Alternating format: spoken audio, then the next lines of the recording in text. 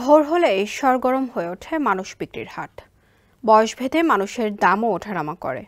নিজেকে বিক্রি করতে গভীর রাতেই সেখানে ছুটে আসেন শত শত মানুষ। এরপর ক্রেতারা এসে তাদের পছন্দের মানুষ খুঁজে নেন। এই হাটে তুলনামূলক শক্তিশালী পুরুষের কদর থাকে বেশি। অধিকাংশ সময় বৃদ্ধ আর দুর্বলরা থেকে যান অবিকৃত। জামালপুরের ইসলামপুর উপজেলার বঙ্গবন্ধু মোড় ও গোরস্থান মোড় এলাকায় দিনের শুরুর কয়েক ঘণ্টায় এমন হাটের দেখা মেলে। মোহাম্মদ এনামুল হকের প্রতিবেদনে বিস্তারিত জানাচ্ছেন সাইদ রহমান। বেশিরভাগ মানুষ তখনও ঘুমিয়ে। মসজিদ থেকে ভেসে আসছে ফজরের আজান। ওই সময়ই মানুষের জটলা দেখা যায় জামালপুরের ইসলামপুর উপজেলার বঙ্গবন্ধু মোড়ে। এই দৃশ্য প্রতিদিনকার। দৈনিক মজুরিতে নিজেকে বিক্রি করতে সেখানে ভিড় করেন অনেকে। প্রায় 1.5 যুগেরও বেশি সময় ধরে হাটটিতে এভাবে চলছে মানুষ বেচাকেনা। আমরা ডেইলি আসি কামলা দিবার, যেদিন বেচতে পারি ভালোই, যেদিন না বেচতে পারি অবধি খুব কষ্ট লাগে। আমাদের পরিবার আছে, পোলাপান আছে, খুব কষ্ট চলতে।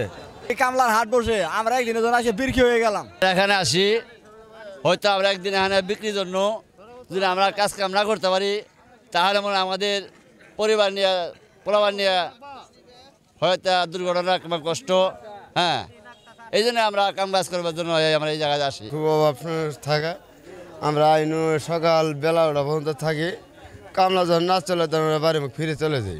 মানুষ বিক্রির এই হাট শুরু হয় ভোর 4টায়, এরপর শেষ হয় 6টা থেকে 6:30টার মধ্যেই। এই সময়ের মধ্যে কেউ বিক্রি না হলে ফিরে যেতে হয় শূন্য হাতে।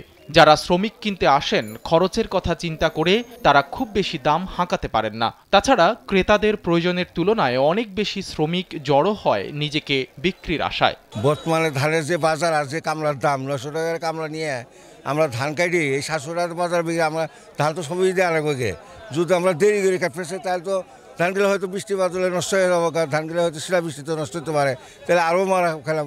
তাহলে এত ব্যাপকভাবে ইয়ের খরচ, সেচের খরচ, সারের খরচ, কামলা খরচ যদি এত ধান কাটি তাহলে আমাদের কি থাকবে? আমরা তো কৃষক মরেই জমগা।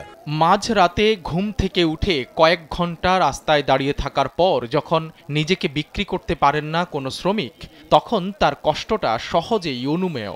এ ব্যাপারে সরকারের সুদৃষ্টি কামনা করেছেন সচেতন মহল। সাইদ রহমান, কালবেলা।